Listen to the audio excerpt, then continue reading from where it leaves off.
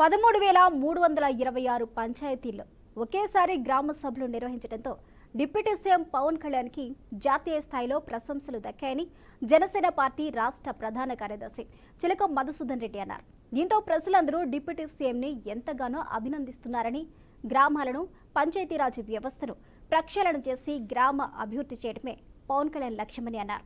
5 సంవత్సరాలు నిర్వీర్యమైన పంచాయతీరాజ్ వ్యవస్థను పునర్నిర్మిస్తామని, ఎన్ఆర్జీఎస్లో 46 రకాల ఉపాధి హామీలను గుర్తించి గ్రామస్తులకు అవగాహన లేకపోవడంతో గ్రామ సభల్లో ప్రజలందరూ వాటి గురించి అవగాహన కల్పించుకున్నారని మధుసూదన్ రెడ్డి స్పష్టం చేశారు.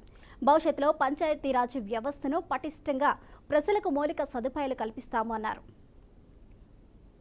రికార్డు పవన్ కళ్యాణ్ గారి ఆదేశాల మేరకు డిప్యూటీ సీఎం గారు, ముఖ్యంగా పవన్ కళ్యాణ్ గారు పంచాయతీరాజ్ శాఖకు ప్రాతినిధ్యం వహిస్తూ ఉన్నారు. ఆయన ఆదేశం మేరకు రాష్ట్ర వ్యాప్తంగా 13,326 పంచాయతీల్లో ఒకే రోజు గ్రామ సభలు నిర్వహించి రికార్డు సృష్టించింది ఈ రాష్ట్ర ప్రభుత్వం. ఎందుకంటే ఎప్పుడు గతంలో ఇలా జరగలే. ఒకే రోజు ఇన్ని గ్రామ సభలు ఎక్కడ నిర్వహించిన దాఖలాలు లేవు.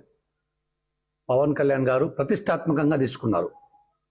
అంటే పంచాయతీరాజ్ వ్యవస్థను ప్రక్షాళన చేయాలి, గ్రామాలను అభివృద్ధి చేయాలి.